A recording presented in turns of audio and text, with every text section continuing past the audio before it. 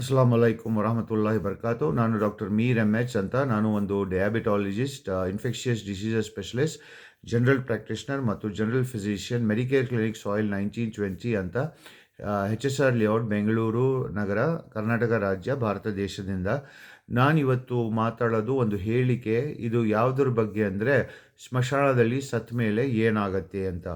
ಇದು ಚಾಪ್ಟರ್ 57. ಇದರಲ್ಲಿ ಹೇಳಿದರೆ, ದೇವರು ಹೇಳಿದರೆ, ಈ ಎರಡು ಕಹಳ ಊದುವ ಮಧ್ಯ ಪ್ರಪಂಚದಲ್ಲಿ ಭೂಮಿ ಮೇಲೆ ಏನಾಗತ್ತೆ ಅಂದರೆ, ಯಾರ್ಯಾರು ಸ್ವರ್ಗದಲ್ಲಿ ಇದ್ದಾರೆ ಮತ್ತು ಯಾರ್ಯಾರು ಭೂಮಿಯಲ್ಲಿದ್ದಾರೆ ಅವರೆಲ್ಲ ಮೂರ್ಛೆ ಹೋಗಿ ಜ್ಞಾನ ತಪ್ಪಿ ಬಿದ್ದೋಗ್ಬಿಡ್ತಾರೆ.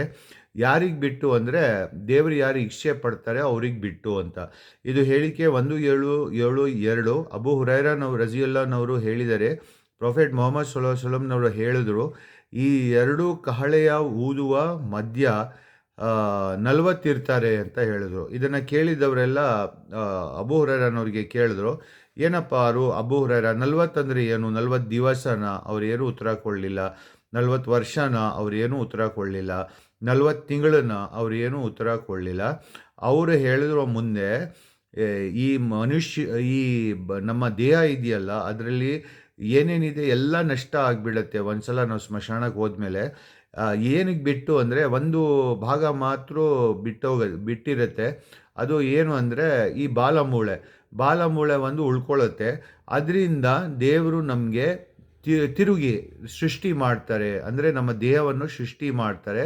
ಮಾಡಿದ ಮೇಲೆ ದೇವರು ನಮಗೆ ಎಲ್ಲ ಕೇಳ್ತಾರೆ, ನೀವು ನಾನು ಹೇಳಿದೆಲ್ಲ ಒಳ್ಳೆ ಕೆಲಸ ಮಾಡಿದ್ದೀರಾ, ಇದು ದುಷ್ಟ ಕೆಲಸಗಳು, ತೊಂದರೆ ಕೊಡೋದು, ಅದೆಲ್ಲ ಮಾಡೋದ್ರಿಂದ ತನ್ನನ್ನು ಕಾಪಾಡ್ಕೊಂಡಿದ್ದೀರಾ ಅಂತ ದೇವರು ಕೇಳ್ತಾರೆ. ಅಂದರೆ ಇಲ್ಲಿ ಇನ್ನೂ ಒಂದು ವಾಕ್ಯ ಬರುತ್ತೆ ಚಾಪ್ಟರಲ್ಲಿ, ಇಮ್ರಾನ್ 3ನೇ ಚಾಪ್ಟರ್ನಲ್ಲಿ 1:8-5 ವಾಕ್ಯ. ಇದರಲ್ಲಿ ಏನು ಹೇಳಿದೆ ಅಂದರೆ, ಒಮ ಹಯಾತ ದುನಿಯಾ ಇಲ್ಲ ಮತಲ್ ಹುರೂರ್, ಅಂದರೆ ಇಹಲೋಕದ ಜೀವನವು ಭ್ರಮೆಯ ಭೋಗವಾಗಿದೆ.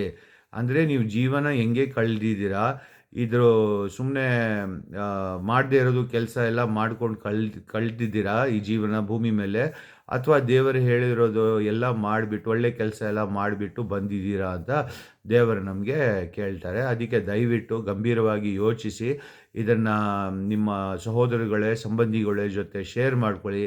ಮತ್ತು ದೇವ್ರ ಮುಂದೆ ನಿಂತಿದ್ದಾಗ ತನ್ನನ್ನು ಕಾಮಿಡಿಯನ್, ಜೋಕರ್, ಹ್ಯೂಮರ್ ಆರ್ಟಿಸ್ಟ್ ಆಗೋದ್ರಿಂದ ಕಾಪಾಡ್ಕೊಳ್ಳಿ. ಧನ್ಯವಾದಗಳು. ಜಜಾಕಲ್ಲಾಹು ಖೈರ್.